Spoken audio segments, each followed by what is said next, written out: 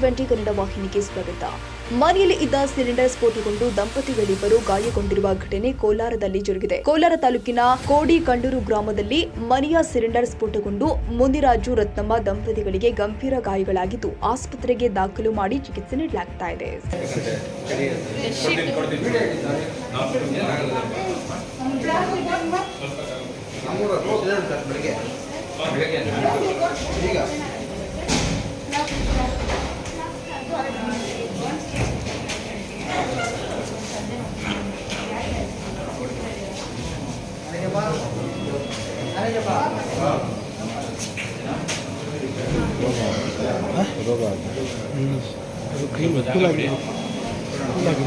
ಕಷ್ಟ ಗುರಿ ಬಂದ್ಬಿಡ್ತಾರೆ ನೋಡಿ, ಎಲ್ಲ ಸುಟ್ಟೋಗ್ಬಿಟ್ಟಿದೆ.